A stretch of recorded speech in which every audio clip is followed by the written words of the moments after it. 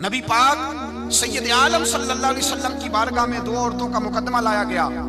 یا رسول اللہ صلی اللہ علیہ وسلم، ایک عورت نماز پڑھتی ہے، صدقہ کرتی ہے، عبادت گزار ہے، لیکن حضور زبان اس کی ٹھیک نہیں، رویہ ترش ہے، تلخ بولتی ہے، اپنی گفتگو کے اندر وہ لوگوں کی بے عزتی کر دیتی ہے، رسوائیاں کرتی ہے، دل توڑتی ہے. اللہ کے رسول نے فرمایا جہنمی ہے وہ بھی.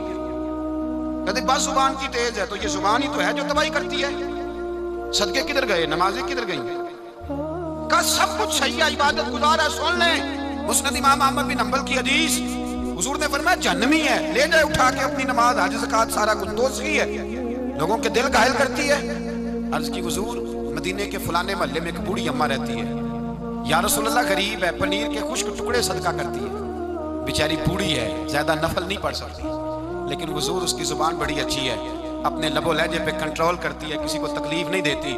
میرے رسول پاک نے فرمایا جا کے اسے خوشخبری دے دو کہ اللہ کے رسول فرماتے ہیں رب تجھے ضرور جنت عطا فرمائے گا. ایک شخص نے مجھے کہا کہ میں بیمار ہو گیا ہوں، فلان بھی مجھ سے ناراض ہے، میری صلح کرا دے، زندگی کا پتہ نہیں. میں نے ان سے گزارش کی، میں نے کہا یار صلح کر لیں. وہ کہہ رہا ہے، کہنے لگے میں آپ کے کہنے پہ صلح کر لیتا ہوں، لیکن جو لفظ اس نے کہے تھے وہ مجھے بھولتے نہیں.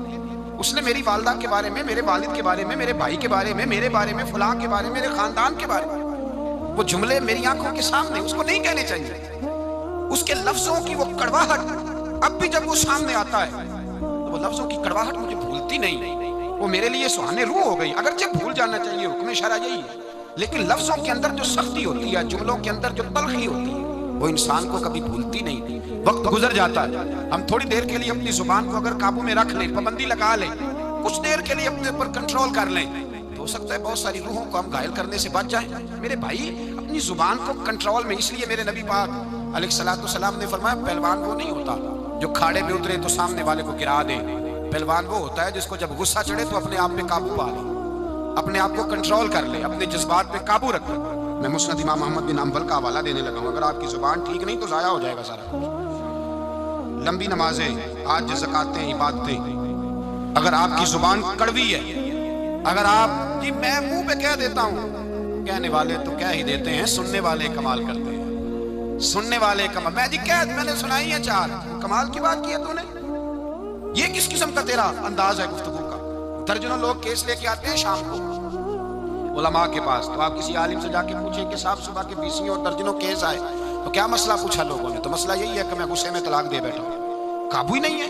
خاتون بات کرتی ہے تو اتنا سخت جملہ کہہ دیتی ہے کہ خاوند کے پاس پہلے ہتھیار موجود ہے، وہ تو کہتے ہیں مجھے ماں بدولت کوئی چھیڑ دیا ہے، مجھے نواب صاحب کو آپ نے کہہ دیا چلو طلاق طلاق طلاق، فارغ، چھٹی ہو گئی. میرے نبی پاک سید عالم صلی اللہ تعالی علیہ وسلم نے کبھی کسی شخص کی سخت گفتگو کے جواب میں بھی سخت جملہ نہیں بولا. نرم گفتگو کرتے، نرم بات کرتے.